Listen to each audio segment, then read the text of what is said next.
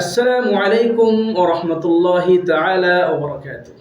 সুপ্রিয় দর্শক মণ্ডলী, আজকে আলোচনা করব রমজান মাসের ঠিক কোন সময়টাতে দোয়া করলে আল্লাহ রাব্বুল আলামিনের দরবারে দোয়া কবুল হওয়ার চান্স বেশি থাকে।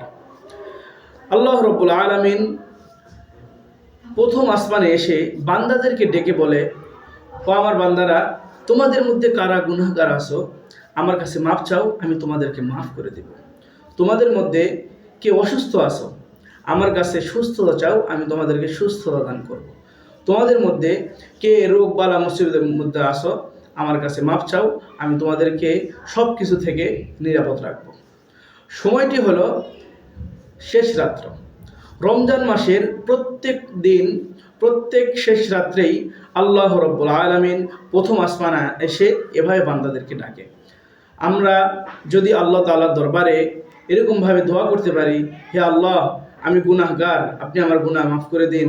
হে আল্লাহ, আমি ঋণগ্রস্ত আছি, মাওলা, আমার ঋণ পরিশোধ করার তৌফিক দান করুন। হে আল্লাহ, আমি অসুস্থ, হে আল্লাহ, আমাকে সুস্থতা দান করেন। আপনার যে যা যা সমস্যা আছে, যার যে সমস্যা আছে, সেগুলো আল্লাহ রাব্বুল আলামিনের কাছে দোয়ার মাধ্যমে তুলে ধরবেন। ইনশাআল্লাহ সুম্মা ইনশাআল্লাহ আল্লাহ রাব্বুল আলামিন আপনার দোয়া কবুল করবেন।